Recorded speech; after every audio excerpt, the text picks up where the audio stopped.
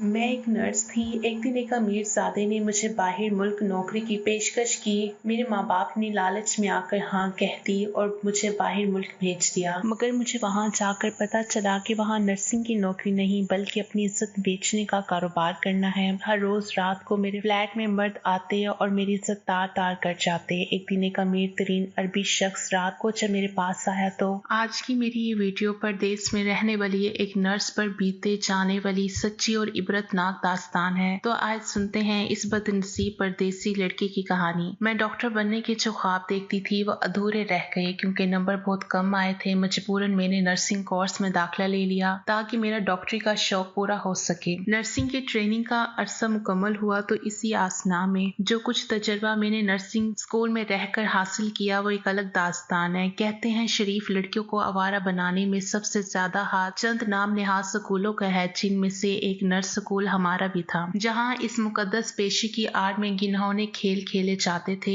ऐसे खेल के शैतान की रूह भी इन्हें देखकर शर्मा जाती होगी। बहरहाल आप यकीन करें कि मैं वहां से अस्पताल पहुंचने तक पाक दामन रही। अस्पताल से मिलने वाली तनख्वाह का ज्यादा हिस्सा मैं अपनी माँ को लाकर देती थी। वो रकम मेरे घर के अखराजात के लिए नाकाफी थी। अल्लाह जाने ये पैसा क्या चीज है कि एक अच्छे भले शरीफ घराने को भी बगैरत बनने पर मजबूर कर देता है। मेरे माँ बाप मुझे इतने कम पैसे लाने पर ताने देते। वो चाहते थे कि मैं भी इतने ही पैसे कमाऊं जितने मेरी साथी नर्सें कमाती हैं। मेरी माँ मुझे अक्सर इस तरह के ताने दिया करती थी, फलां की लड़की भी तो नर्स लगी थी ना, 2 महीने में ही घर का नक्शा बदल कर रख दिया। फलां नर्स के घर फ्रिज, एसी और न जाने क्या क्या है। घर का ये आलिम था तो अस्पताल का तो इससे भी बुरा। मेरी साथी नर्सें अपनी तनख्वाह से ज्यादा पैसे तो अपने मेकअप पर खर्च कर दिया करती थी। नए नए डिजाइन कपड़े, नए नए फैशन, कारों में आना जाना। मुझे बखूबी इल्म था कि इतने पैसे कहाँ से आते हैं, लेकिन मैंने कभी इस बात से गर्ज ना रखी। मुझे तो सिर्फ अपने आप से और अपने काम से गर्ज थी। मैं दिन रात इसी कोशिश में रही कि किसी ना किसी तरह बीएससी कर लूं, बीएससी करके कोई और अच्छी नौकरी ढूंढ लूं। मेरी दोस्तें मुझे चढ़ाया करती थी। इन्होंने मेरे अजीब अजीब नाम रख छोड़े थे। वो मेरे असल नाम हानिया के बजाय वो मुझे पेंडू भी कहा करती थी, मगर मुझे इन बातों की परवाह ना थी। मैं अपनी ड्यूटी इंतहाई ईमानदारी के साथ सही अंजाम देती थी। पर मेरी जिंदगी के उफक पर बदनसीबी का एक ऐसा दिन तलू हुआ जिसने मेरी जिंदगी का रुख ही मोड़ दिया। उस रोज उर्दू के एक अखबार में गैर मुल्क के लिए नर्सों की भर्ती का इश्तिहार आया जो एक रिक्रूटिंग एजेंसी की तरफ से था। मेरे बाप की नजर अखबार के इस इश्तिहार पर पड़ गई और वो अखबार घर ले आए। मैंने भी वो इश्तिहार पढ़ा। किसी प्राइवेट अस्पताल के लिए नर्सों की जरूरत थी। इश्तिहार में बड़ी शानदार तनख्वाह और देगर सहूलियात का लालच दिया गया था। मैंने इसमें कोई दिलचस्पी ना ली और इसे नजरअंदाज कर दिया, लेकिन मेरे माँ बाप ने जिद करना शुरू कर दी कि मैं यहाँ दरखास्त दूं। मैंने लाख सर पीटा कि मैं जल्द ही बीएससी कर लूंगी, इसके बाद मुझे अच्छी नौकरी मिल जाएगी। लेकिन वो तो एक ही रट लगाए हुए थे कि मैं बाहर जाऊं और उनके लिए कीमती चीजें लाऊं और तोहफे भेजूं। वो कहते थे कि बाहर परदेश की कमाई ज्यादा होती है और इस तरह घर के हालात बेहतरीन हो जाएंगे। मैंने बल आखिर इनकी जिद के आगे हथियार डाल दिए। अस्पताल वालों ने नर्स से नौजवान और सेहतमंद मांगी थी और दरखास्त के साथ दरखास्त देहिंदा की ताज़ा तस्वीर भी जरूरी थी। मुझे उस वक्त इन बातों की ज्यादा समझ नहीं थी। मेरे साथ मेरे अस्पताल की कई नर्सों ने भी दरखास्तें दी। वो सब तो इंतजार करती रही, मगर मुझे इंटरव्यू की कॉल आ गई। इंटरव्यू वाले दिन मेरी माँ ने मुझे खास तौर पर अपनी निगरानी में न सिर्फ तैयार कराया बल्कि मेकअप करने का भी हुक्म दिया। मैं जब बंद सवर कर शीशे के सामने खड़ी हुई तो जिंदगी में पहली मर्तबा मुझे अपनी खूबसूरती का एहसास हुआ। मेरी माँ मुझसे ज्यादा बनी सवरी मेरे साथ ही गई। जब हम इस दफ्तर में पहुंचे तो मेरी माँ की आंखें फटी की फटी रह गई। ऐसा दिखाई दे रहा था जैसे हम किसी दुबई मुल्क में आ गए हों। इंटरव्यू के लिए सिर्फ 4 लड़कियों को बुलाया गया था। मेरे अलावा जो 3 थी वो अकेली ही आई थी और मामूली शक्ल व सूरत की मालिक थी। एक खूबसूरत और नाजुक सेक्रेटरी ने हमारी रहनुमाई एक एयर कंडीशन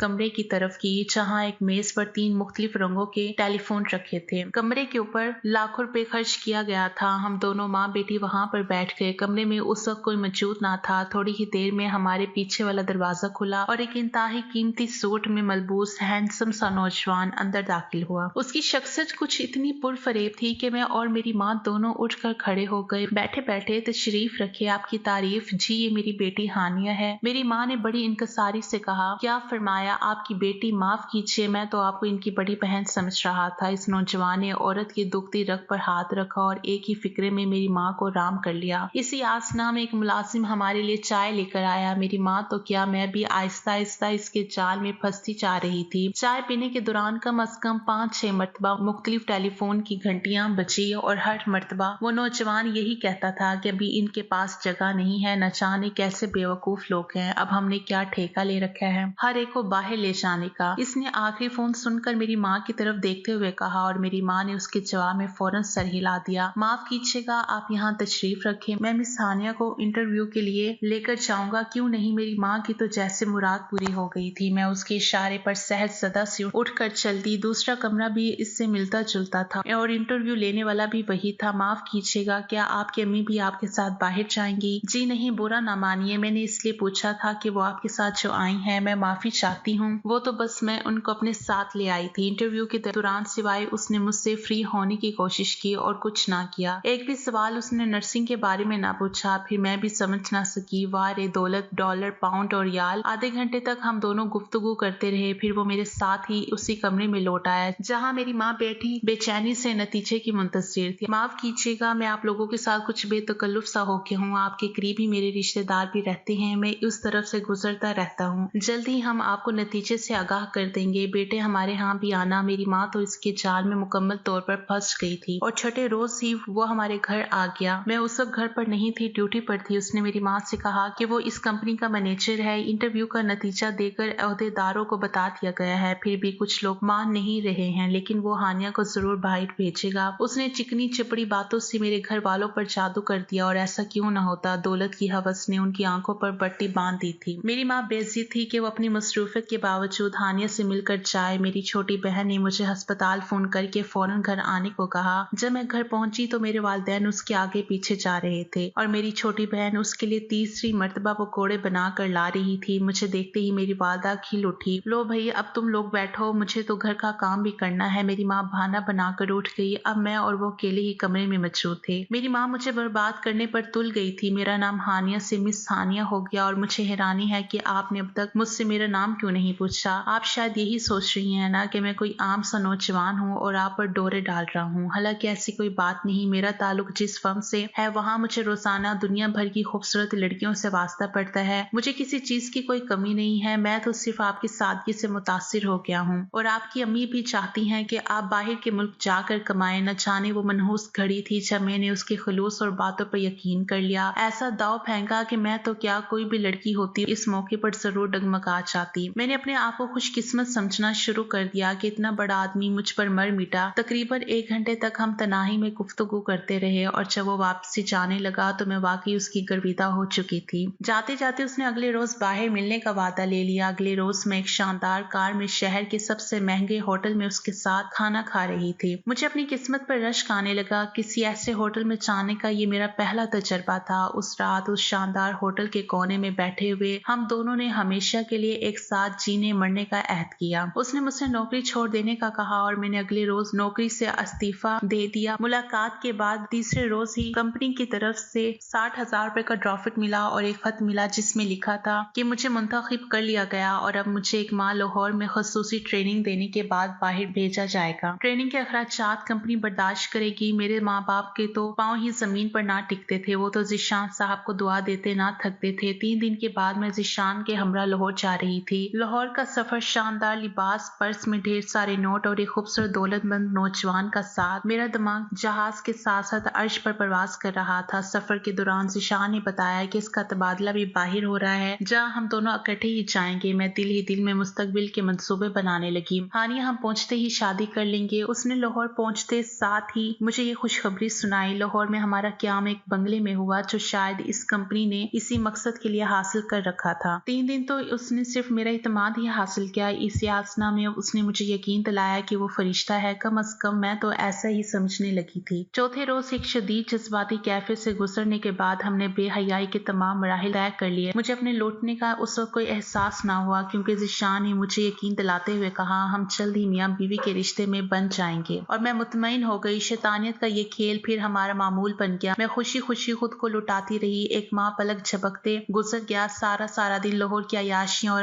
अमीराना ठाट बाट से किसी रानी की तरह जिंदगी गुजारना। ट्रेनिंग कब कहाँ शुरू होगी इसका इल्म ना था। जब भी मैं शादी के लिए कहती तो वो मुझे दिलासा देता तुम खामखा घबरा रही हो, बस कह दिया ना 3 माह के बाद हम बाकायदा शादी कर लेंगे। मैं तो तुम्हें दुल्हन बनाकर अपने माँ बाप की इजाजत से लेकर जाऊंगा और मैं मुतमईन हो जाती। वक्त गुजरता रहा। एक माह बाद मेरा वीजा आ गया। हवाई अड्डे पर रुखसत करने के लिए ज़ीशान भी मौजूद था। मेरी तीनों साथियां लड़कियां मेरे लिए अजनबी थी। इनको गालबन किसी दूसरे शहर से लाया गया था। मेरा और उनका तारुफ हुआ। हवाई जहाज पर मुझे ये देखकर हैरानी हुई कि वो तीनों मुझसे क्या एक दूसरे से भी खींची थी, जैसे उनको किसी ने खास तौर पर अपने मुतालिक कुछ ना बताने की हदायत की हो। ज़ीशान ने जाते हुए मुझसे कहा कि वो भी जल्द वहां पहुंच जाएगा। इसी आसना में इसे अपने माँ बाप से भी शादी की इजाजत मिल जाएगी। मैं मुतमईन होकर एक शानदार मुस्तकबिल की उम्मीद लिए दुबई जा रही थी। हवाई अड्डे पर हमें लेने के लिए किसी अस्पताल की नहीं, एक आम सी मगर शानदार गाड़ी आई। इस गाड़ी का ड्राइवर पाकिस्तानी था, जिसकी शक्ल से खबासत टपक रही थी। उसने हमें इस तरह लचाई हुई नजरों से देखा जैसे वो हमें खा ही जाएगा। हम चारों के खूबसूरत और जदीद तर्ज की बनी हुई एक कोठे में पहुंचा दिया गया। मैं तो उसे महल ही कहूंगी। इस महल में पहले ही से बेशुमार कमरे सजाए गए थे। कोठे के अंदर हमारा इस्तकबाल एक गैर मुल्की खातून ने मुस्कुराते हुए किया। हवाई अड्डे से लेकर वहां पहुंचने तक हमें जितने लोगों से भी पाला पड़ा, उन्होंने हमें बिल्कुल व्यापारियों जैसी नजरों से देखा। हॉस्टल में हमें सबसे ऊपर वाली मंजिल में अलग अलग कमरे दिए गए।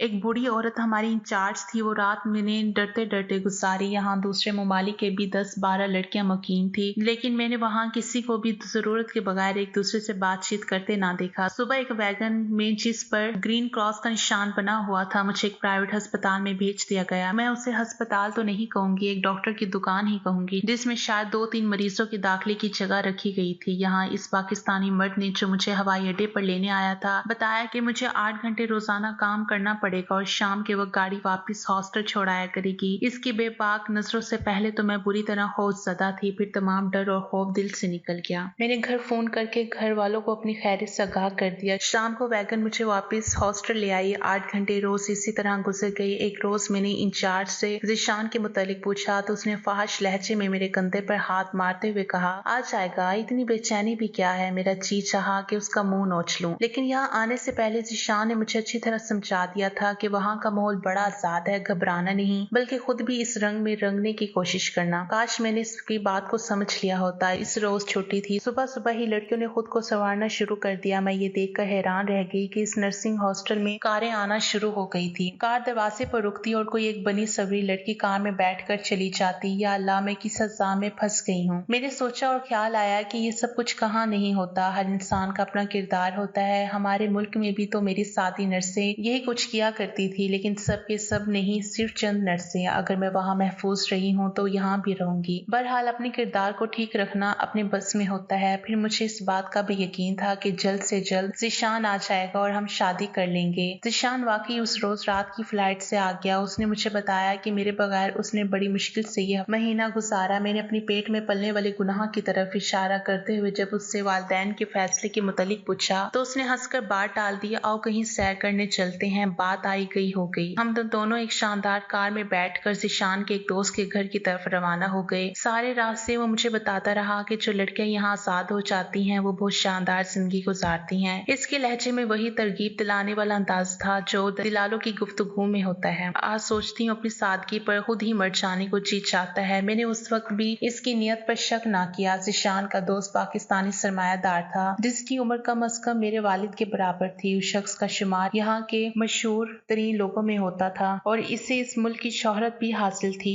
मकामी लोगों से इसकी गाड़ी बनती थी। इन सारी बातों का इल्म मुझे रास्ते में ही हो गया था। ज़ीशान ने मुझे ये सब कुछ किसी और नुक्ता नजर से बताया था, लेकिन मेरी बेवकूफ़ी का अंदाजा कि मैं दिल ही दिल में इस बात से खुश हो रही थी कि मेरे महबूब के ताल्लुकात कितने बड़े लोगों से हैं। उस शख्स ने बड़ी फराक दिली से हमारे इस्तकबाल किया और मुझसे जबरदस्ती हाथ भी मिलाया। ज़ीशान ने मुझे पहले ही कह दिया था कि मुझे यहाँ आकर मगरिबी तौर तरीके अपनाने होंगे और ऐसी बातों का बुरा नहीं मानना होगा। हम एक शानदार कमरे में बैठे बातें करते रहे। यहाँ इन दोनों ने शराब भी पी। शराब पीने के दौरान वो शख्स अपनी गंदी नजरों से मेरा जायजा लेता रहा। ज़ीशान ने मुझे खास तौर पर वो लिबास पहनने को दिया जो वो खुद मेरे लिए लाया था। न जाने लिबास पहनकर मैं खुद को क्यों बुराना महसूस कर रही थी। फिर ज़ीशान टॉयलेट के बहाने बाहर चला गया। ज़ीशान के बाहर जाते ही उस शख्स ने मुझ पर दस्ते दराज़ी शुरू कर दी। मेरे वहमो गुमान में भी ये बात नहीं थी। मैंने पहले तो यही समझा कि वो शराब के नशे में बह गया है, इसलिए उसको खुद से दूर रखने की कोशिश करने लगी। जब वो काबू ना आया तो मैं उठकर कमरे से बाहर निकल गई। जहाँ बरामदे में ज़ीशान खड़ा सिगरेट पी रहा था, मैंने लपक कर इसका बाजू थाम लिया। ओ हानिया, तुम्हें न जाने कब समझ आएगी, आखिर पेंडू ही निकली ना। इतना कहकर वो मुझे बाजू से पकड़कर तकरीबन घसीटता हुआ एक कमरे में ले आया। ये कमरा क्या था, छोटा सा सिनेमा हॉल दिखाई दे रहा था। यहाँ बैठो। मैं हैरान और शशदा सी वहाँ बैठ गई। मेरा जहन सुन हो चुका था, कुछ समझ नहीं आ रहा था कि आखिर वो क्या करने वाला है और क्या चाहता है। कमरे में मौजूदा एक बड़े से प्रोजेक्टर का बटन दबाकर वो मेरे करीब ही बैठ गया। एक बड़ी सी स्क्रीन पर फिल्म चलनी शुरू हो गई। चंद लम्हे तो मेरी समझ न आया कि ये क्या हो रहा है। इसके बाद जब रफ्ता रफ्ता समझ आने लगा तो मुझे झटका सा लगा, जैसे बदन बिजली की नंगी तार से छू गया हो। लाहौर के उस होटल के कमरे का वो मंजर नजर आ रहा था जहाँ मैंने ज़ीशान के साथ तन्हाई में कई रातें गुजारी थी। कमरे के किसी खुफिया गोशे में छुपे कैमरे ने मेरे सारे गुनाह स्लो लाइट पर मुंतकिल कर दिए थे। जो फिल्म चलती जा रही थी मेरी हालत गैर होती जा रही थी। जल्द ही महसूस होने लगा जैसे मैं पागल हो जाऊंगी। बंद करो, अल्लाह के लिए इसे बंद कर दो। चलाती क्यों हो? कमीने कुत्ते, जलील धोखेबाज, न जाने दुनिया जहां के कौन कौन से इल्काब से मैंने इसे नवाजा। लेकिन वो बेगैरतों की तरह मुस्कुराता रहा। मैं सिसकियां लेती हुई उसके कदमों से लिपट गई और गिड़गिड़ाते हुए इल्तिजा की, मेरी कोख में तुम्हारी निशानी है, मुझ पर रहम करो, मुझसे शादी कर लो, मुझे पाकिस्तान भेज दो या मेरा गला दबा दो। अगर मेरे कहने पर अमल करती रही तो जिंदगी भर ऐश करोगी, तुम्हारी मुलाजमत बरकरार रहेगी और हर माह तुम्हारी माँ को 2 लाख रुपया पहुँचता रहेगा। साल में एक बार छुट्टी भी और जमाने भर की सहूलतें भी। जैसा कहूँ वैसा करो, वरना तुम्हारा पासपोर्ट हमारे पास है तो यहाँ कोई तुम्हारी फरियाद पर कान नहीं धरेगा। उल्टा तुम्हें गिरफ्तार कर लिया जाएगा और जो हशर तुम्हारा होगा वो तो होगा ही, लेकिन तुम्हारी बहन और तुम्हारे माँ बाप बेगुनाह ही मारे जाएंगे। वो किसी को मुंह दिखाने के काबिल नहीं रहेंगे। ये क्योंकि ये फिल्म इंटरनेट पर चला दी गई तो तुम्हें दुनिया देखेगी। तुम्हारे माँ बाप ने पैसा कमाने के लिए ही तो तुम्हें परदेश भेजा है ना, तो बस कमाओ पैसा, क्यों इनकी उम्मीदों पर पानी फेरती हो। मैं इसके खौफनाक लहजे से सहम गई। मैं बज़ाहिर आजाद लेकिन अंदर से मुकम्मल कैदी बन चुकी थी। उसने मुझे बाजू से पकड़कर बाहर की तरफ खींचते हुए कहा, सीधे तरह से हमारे बताए हुए रास्ते पर चलती रहो। मुझे तो तन बदन का होश नहीं था। मैं खौफजदा सी उसी के पीछे पीछे खींची चली जा रही थी और वो बोल रहा था, रहा बच्चे का मसला तो तुम खुद नर्स हो, इसका इलाज बखूबी जानती हो, अगर चाहो तो मैं इस सिलसिले में तुम्हारी हर तरह की मदद कर सकता हूँ। उसने मुझे उसी कमरे में जिसमें से मैं भागी थी धकेल दिया। कमरे में वो शैतान पहले से ही मेरा मुंतजिर था, क्योंकि उसे मालूम था कि ज़ीशान मुझे वापस इसके पास ले आएगा। सारी रात वो मेरी बोटियां नोचता रहा। मैं रोती रही, सिसकती रही और फिर वह मरहला भी आ गया जब आंसू खुश्क हो जाते हैं, कोई रोना भी चाहे तो रो नहीं पाता। अगली सुबह ज़ीशान मुझे खुद ही हॉस्टल छोड़ आया। यहाँ इंचार्ज मेरी मुंतजिर थी। उसने एक मुस्कुराहट के साथ मेरा इस्तकबाल किया, आराम कर लो, थक गई होगी, अब तुम्हें 1 हफ्ते की छुट्टी है, सैर करने को दिल चाहे तो मुझे बता देना। 3-4 रोज के बाद मैंने अपनी जिंदगी का बदतरीन गुनाह भी कर लिया और अपने गुनाह की निशानी का अपने ही हाथों गला घोट दिया। उस खतरनाक गिरोह के शिकंजे में फंसकर बगावत का तस्वुर भी नहीं किया जा सकता था। 3 माह में ही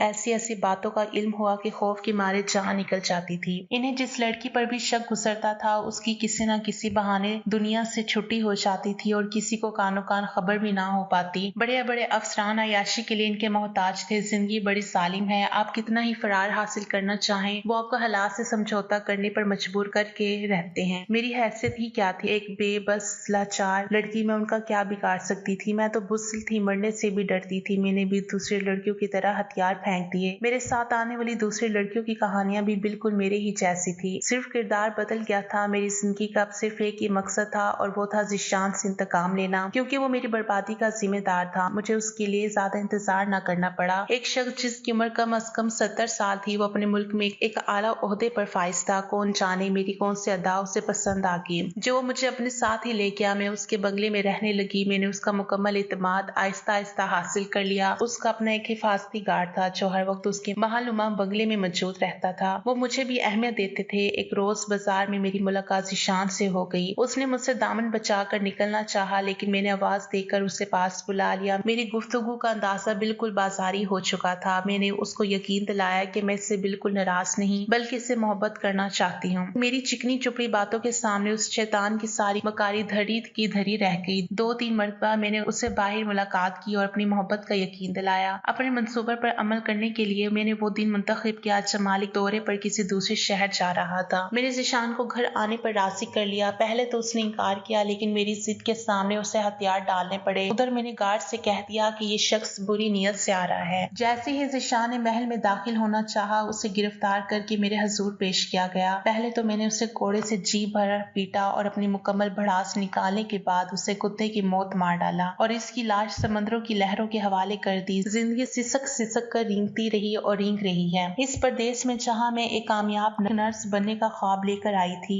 मिसाल में एक बार अपने मुल्क आती हूँ। मेरे माँ बाप आज शहर के अमीर तरीन लोगों में शुमार होते हैं। जिंदगी की वो कौन सी आसाइश है जो इन्हें मुयस्सर नहीं। क्या हुआ जो इनकी बेटी की कमाई है, आखिर इनका मुझ पर भी तो हक है ना। इन्होंने मुझे पाला पोसा, जवान किया, तालीम दिलवाई और बड़े ही शौक से नाजों से मुझे परदेश भिजवाया। आप उससे मेरा घटियापन कह लें या मेरा जज्बातीपन, लेकिन मुझे ये कहने में कोई दुख नहीं कि मेरी बर्बादी में सबसे ज्यादा हाथ मेरे माँ बाप का है। परदेश की माल व दौलत की हवस और लालच ने इन्हें अंधा कर रखा था, वरना मेरा ये हश्र ना होता। मेरे माँ बाप बड़े खुश हैं। परदेश में लूटी हुई नर्स बेटी के हराम कमाई से अपने प्रदेश में ऐश और इशरत की जिंदगी गुजार रहे हैं। नाज़रीन, ये थी हमारी आज की कहानी। वीडियो अगर पसंद आए तो लाइक और शेयर जरूर कर दीजिएगा और हमारे चैनल को जरूर सब्सक्राइब कर दीजिएगा ताकि हर आने वाली वीडियो का नोटिफिकेशन बर वक्त आपको मिलता रहे। शुक्रिया। अल्लाह हाफिज।